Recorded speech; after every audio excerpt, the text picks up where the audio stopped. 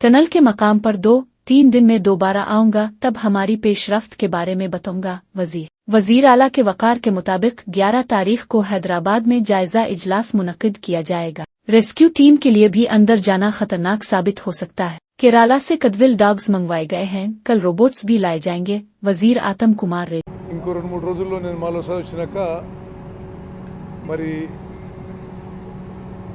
ఈ ప్రోగ్రెస్ గురించి మేమేం ఎక్స్పెక్ట్ చేస్తున్నాం గురించి నేను మళ్ళీ 11th వస్తాను.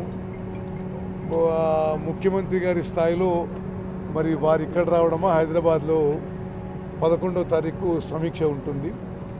ఆ తర్వాత మేము ఒక ప్రకటన చేస్తాం. కేరళ నుంచి వచ్చిన ఈ క్యాడవర్ డాగ్స్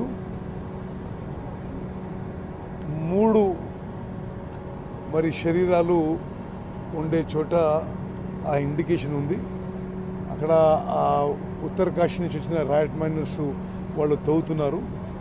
బహుశా రేపటి వరకు తెలుస్తుంది. పరిహారం విషయాల్లో ఏమైనా ప్రభుత్వం నిర్ణయం తీసుకుందా? తప్పనిసరిగా అంటే మేము వాళ్ళు ఇక లేరు అనే ఒక నిర్దిష్టమైన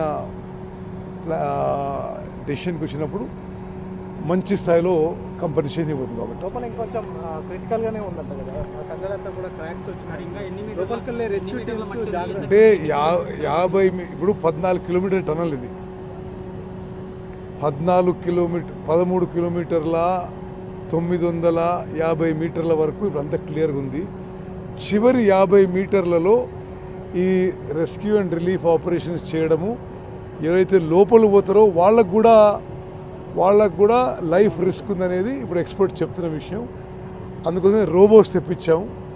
రేపటి నుంచి రోబోట్స్ కూడా పనిచేస్తాయి.